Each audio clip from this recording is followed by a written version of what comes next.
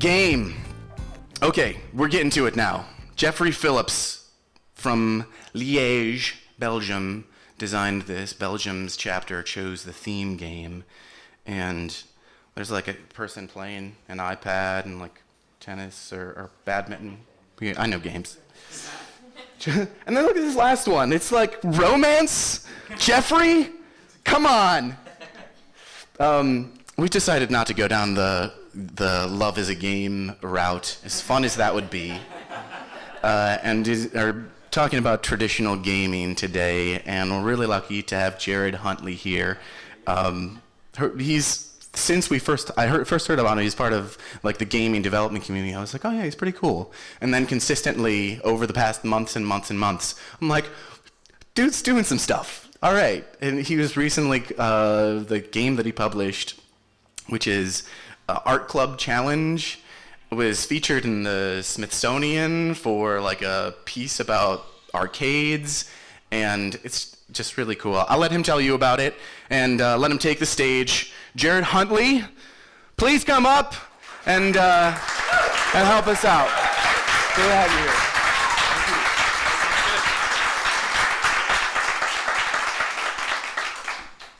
here. Good morning, everyone. How's everyone doing? Yeah, so I had no idea that my face and name was gonna be printed on the material. So that's a new experience for me, just walking in and seeing my name everywhere. So I don't know. I thought it was kind of cool. All right, so I'm really excited to be here. Like Thomas mentioned, I'm Jarryd Huntley. I'm a local game developer. I'm also a game programmer. That's primarily how I work on games. And I'm also an educator. So I teach game development at Lorain County Community College. All right, things are displaying. So I want to talk a little bit about communication. I want to talk about how game design can be a useful tool, not just for game developers, but for everyone. One of the things I like to talk about with game development, and when I'm talking with people who aren't familiar with it, is talking about some of the skills we learn as game developers and how we can apply them to the broader world. So I want to throw out an example. Would anyone question a comic artist doing a magazine cover? I don't really think so. Would anyone question someone who does line drawings to do an illustration for a book? Probably not. But what about a game designer to help with your marketing campaign? That's where people are like, well, probably because you're up here talking about video games, you probably have some point. Yes, that's true. But that connection from game development to an unrelated field isn't something that a lot of people are familiar with. And that's kind of what I want to talk about with everyone here today. So why I specifically mentioned comics and line drawing is comics were originally not seen as an art form. Drawing was considered valueless at one point. It was considered only a means to block out paintings. They were considered worthless. I think we're at the point where game development is starting to become a broader field, and we're starting to be able to figure out how it can relate to other types of interaction, other design fields, and just the broader world and culture. All right, so before we start, let's define something. What is a game? So we'll do a little bit of audience participation. I'll take maybe 2 or 3 guesses. Whatever definition you feel like, what do some people feel like a game is? Right. A challenge. Something you play. Something you play. Maybe I have a lady. Has rules. All right, those are all awesome definitions. My definition is I don't actually know. So this is something that all game developers have their own kind of ideas, their own takes on what they define a game as. One of the definitions to games that I like is stylized human interaction. But one of the things that all definitions of games have to come back to is this thing called agency. One of the definitions of agency is an action or intervention, especially such to produce a particular effect. And all games have agency. That means that you're able to affect change. You're able to change the destiny. You're able to change the outcome. No matter what type of game, whether it's a board game, whether it's hopscotch, whether it's the newest Call of Duty game. And something interesting about agency is you might see the newest Call of Duty game and think, oh, that's, this big, spectacular game, there's explosions and things, you might want to relate it to a Michael Bay movie or something like that. But in reality, because of that thing, agency, Call of Duty has more in common with T-ball than it does with the next Hollywood thriller. Agency. So who are gamers? I want to talk about games and who plays them for a little bit, because when you hear the word gamer, oftentimes people have a specific idea that comes to mind. They might think of Mountain Dew and Doritos and maybe a basement somewhere. They might think of professional gamers that train for 12, 14, 16 hours a day, and they might not think of themselves. Oftentimes when I give talks and I ask who consider themselves gamers, not that many people put their hands up, and I'll ask, well, who plays Candy Crush, who plays Farmville, who plays Fortnite, and nearly everybody will have their hands up. You don't have to play the newest Xbox game to be a gamer. And one of the things about games is that they're really a part of culture. They're really a part of who we are as human beings. So some facts about gamers. These are from a survey in 2014, and I know the numbers have shifted a little bit, but these are still pretty relevant. The average age of a gamer is 35 years old. 48% of gamers are female, and 52% are male. I want to say it might have crossed over the 50% threshold with female to male recently. Also, 27% of gamers are under 18, and 26% of gamers are over 50. A lot of people don't realize there's as many people playing games over 50 as there are under 18. And so I wanted to throw those out to kind of change your perception on games. And also, so we spoke about Candy Crush and Farmville and things like that. Other types of games that people play. So I was at a conference 2 weeks ago. It was a conference on data and open data and things like that. I was sitting behind a gentleman. He had a three-piece suit on, dressed up very nice. We had just finished lunch, and he crumpled up his napkin, and there was a speaker going on, but he crumpled up his napkin, and there's a trash can over in the side of the corner. And real discreetly, he just kind of went like that. It landed in the trash can and, pumped his fist and everything. Those are games as well. And we do those types of things all day. I mean, how many times do you still play, Don't Step on the Crack as you're walking down the sidewalk? You try to finish your meal faster than someone else. Those are all types of games. And they're so ingrained into culture, into language, into what we do, we don't even consider them games. But those are the types of experiences we can use to make things more engaging. Those are the types of experiences that don't have a language. Those are the types of experiences that we can use to connect with people in different ways. So I have a couple videos I want to play. Let's see if I can do this. No. Nope. Which one? Chrome. All right, cool. I don't think it has sound, but I think you'll get the point.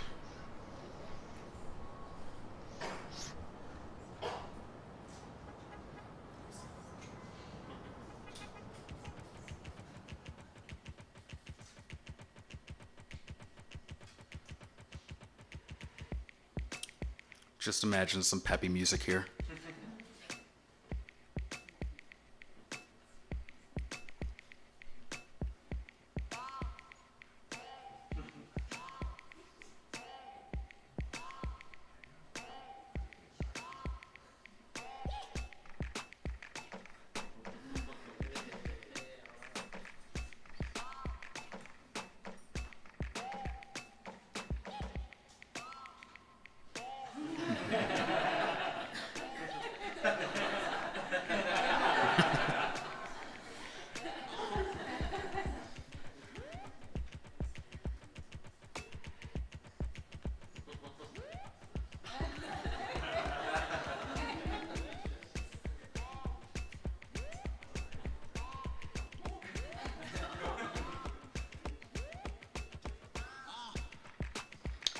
All right.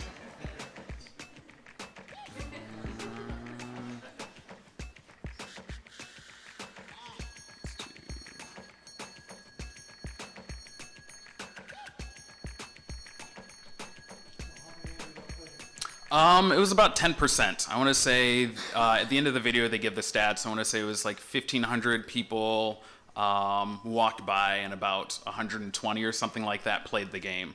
So it was about 10%. But I really love that video. One, just because you just see people, just kind of light up and play games, just playing hopscotch, it doesn't matter if they're old or young, you can see them engaging with that.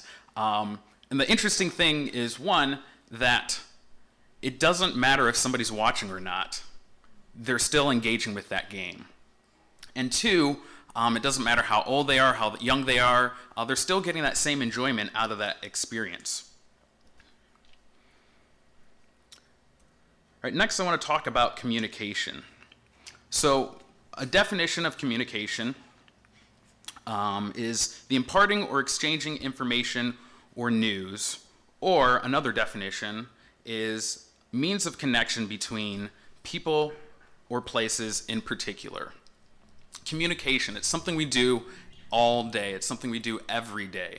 And there's different types of communication. There's verbal communication. There's the communication that happens with your body language, your stance, your attitude, your mannerisms. And then there's communication that happens through other means, whether it be text messages, whether it be video conferencing. Games use a lot of those same communications methods because it's a conversation. One way I like to think about games is a conversation between the game developer or the game creator and the player. It's a constant conversation because there's back and forth because of that word we spoke about, agency. When you watch a movie, it's almost like a one-way experience. You're absorbing, you're consuming that experience. But with the game, you're engaging with it. You're giving something back and you're getting something different back. And that's one of the things that makes games different. Some of the ways that games can help with communication, there was a study last year that was published in Computers and Education that showed that games can help with communication skills. They studied a number of individuals that were playing games that required cooperation. They studied them before, after. The people who played games engaged better in conversations. They were able to communicate more effectively, communicate better. But there's other types of things that I think we can gain from communicating through games and learning about how games communicate. The practice of game design, like I mentioned, is communicating with the player. The important thing is that a game designer isn't there. A game designer isn't, unless it's at, a trade show and whatnot, and we all try not to stand over someone's shoulder and say, oh, you're supposed to play like this or something like that. But when you release a game, you're not there engaging with the person. So that communication is happening through the experience. We have a lot of different tools in game development that we can use to communicate with someone. And we're communicating not with somebody through a static experience like a film. We're communicating with an individual that has agency. And so we have to think about how that individual might engage with the experience, how that individual might go one way versus another way, how that individual might react to different things that are happening. So I want to talk about a few of the tools that we have as game developers when we use, that we can use to communicate, that we can use to engage players. One of the core experiences, or I should have used another word than core, but one of the important experiences, parts of making a game is something called the core loop. The core loop is that engagement cycle. There's different types of engagement cycles in different types of games, but they oftentimes act like we have a instance of high focus where we're trying to pay attention to something, and then there's just this kind of, you get past something, it kind of relaxes, and then you re-engage with it. If you just had a game that was constant engagement, it would be very stressful. You wouldn't be able to relax. And so, in board games, sometimes that's taking turns. In Mario, each time you lose a life, you come back. But inside those larger core loops, there's smaller core loops. So I want to play another game, and this game is fairly goofy. When we talk about games, sometimes they get pretty ridiculous. So if you're familiar with it, it's a game called Splatoon 2. But basically you're these characters called Squid Kids, and you're trying to cover the level in the most paint possible. When you run out of paint, you turn into a squid and you swim around, you pick up more paint, and then you can cover the level more. Yes, it's as ridiculous as it sounds. But I like to show it because I think it illustrates these different core loops fairly well. So let's pick right here.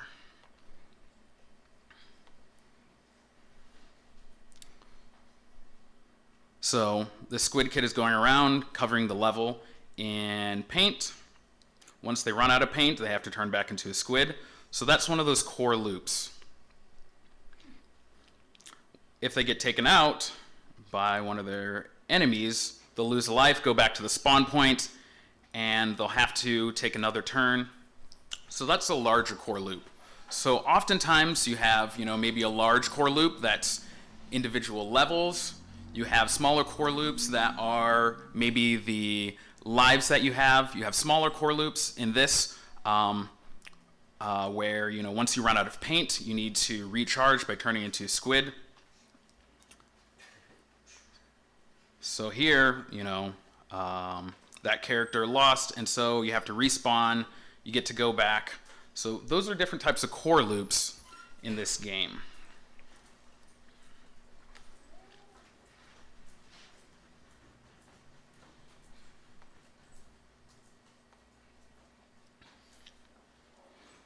The important thing there is that you want to think about that engagement cycle not as just constant engagement. You want to think about it, high action, high engagement, settle down, high action, high engagement, so on and so forth. So some other tools that we have are rewards. And there's two main types of rewards. There's intrinsic rewards and extrinsic rewards. Extrinsic rewards are typically what we think about in games as getting a high score, getting more points, getting coins, things like that. Things that are represented by a number, by a level, things that we can collect. Intrinsic rewards are a little bit harder to design for, but they're a lot more satisfying. Intrinsic rewards are the player actually getting better, the player understanding how to approach skills with new knowledge. So that might be bosses getting harder, and that might be the game not adjusting to make itself easier, but the player realizing that they've become more skilled through playing a game. Maybe playing Sudokus makes you better at math, or playing a crossword puzzle helps you with your English and grammar. But there's also dark sides of designing games. There's a responsibility there. If anybody's been following the news, you might have heard about something called loot boxes. There's a lot of controversy about them because they share a lot of similarities with gambling. And people, a lot of companies have used them, maybe not in the best ways because they have high engagement. They have a lot of the same qualities as maybe a slot machine. So there's responsibility along with that. And along with that, one thing I always like to add out there is not everything should be a game. There's some types of experiences that shouldn't be gamified. As Thomas mentioned, maybe not, love and romance and life and everything like that should be considered a game. But game-like elements can be added to a lot of different things. So what are some examples that I like to point to? So one is something called gamification. That's adding game-like qualities to different types of experiences. If you've been to a restaurant or a coffee shop and you've had a rewards card, that's gamification. If you think about the McDonald's, why can't I think of it? The Monopoly, yes. I could see the little dude with the top hat, but I couldn't think of the name. Yeah, Monopoly, that's gamification. That's adding game-like elements to something that's not considered a game. Sometimes in the industry, gamification has kind of a bad reputation, but I think if you engage gamification and you don't just make a point system, it can be a really satisfying way to engage your audience. Playful design is also something that I think is an interesting way to involve your audience. Playful design is adding playful and fun elements that don't necessarily have any tangible benefit other than being fun. So one of my go-to examples is if you use Facebook Messenger, you have that button over in the corner where you can press the thumbs up. But if you hold that button, the thumbs up gets bigger. If you hold it, it gets bigger. And if you hold it too long, it explodes for no reason whatsoever. It just goes boop. But that's playful design, is adding a fun element. You can almost think about it like we were speaking about with that core loop, where if you hold it too long, it pops, and then you have to try it again because you want to try to get the biggest thumb without it exploding with happiness. But playful design is a way to engage your audience as well. And probably my weirdest example is, nope, not that one. Actually, no, we'll talk about my game first. So this is a game that I just released, Art Club Challenge. Guess we can try the trailer for this, even though it doesn't have sound.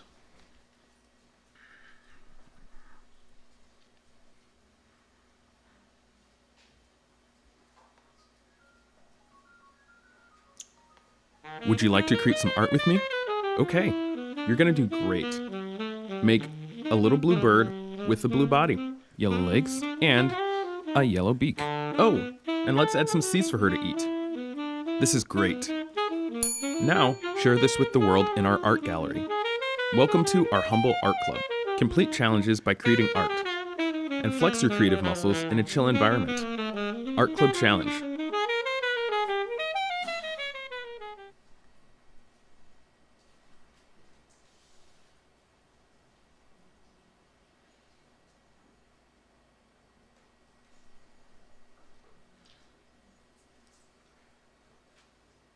All right, I don't think I've actually watched that without sound. It still works.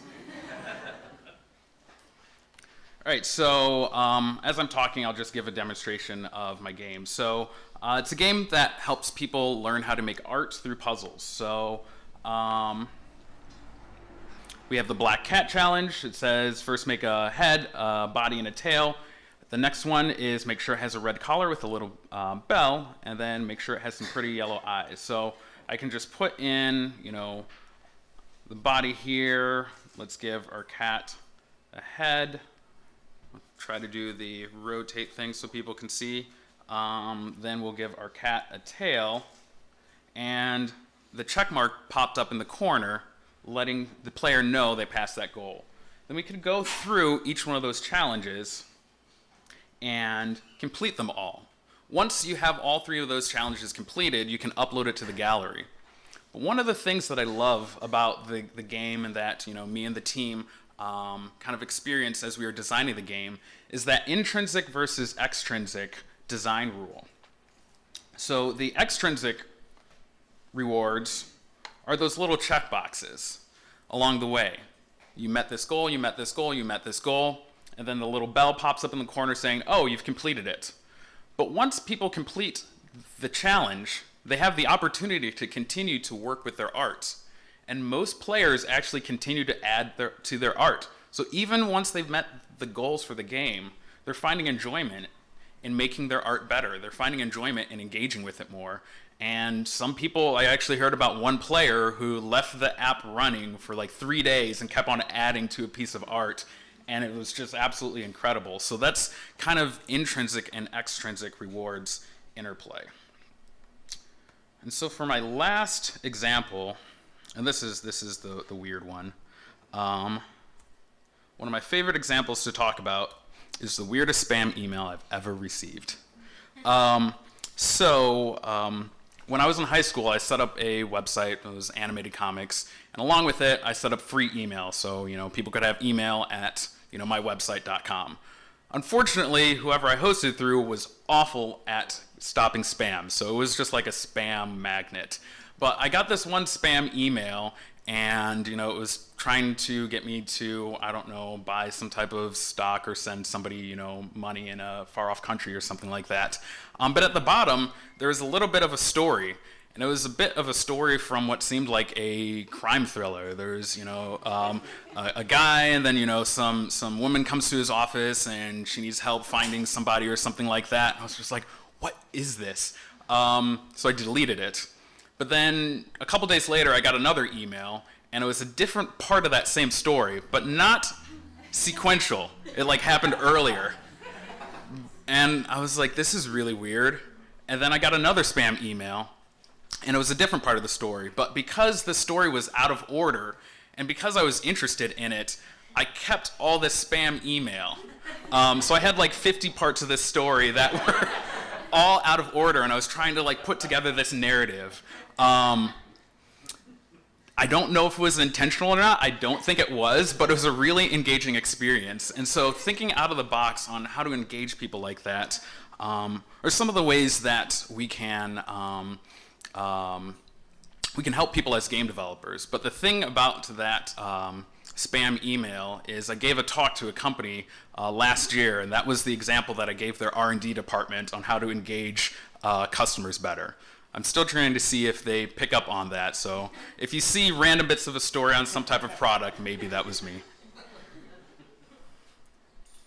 All right, so just kind of wrapping things up. We talked about games, what games are. We spoke about who plays games. We spoke about how do game developers engage people. So, am I advocating that everybody becomes game designers? No, actually, that would be super cool. Everybody should become game designers. I selfishly want that. But no, I don't think everybody needs to become game designers to use game-like elements in their products, game-like elements in their events, game-like elements in how they interact with people. Even though game design is a separate field, you can think about working those types of elements into what you do.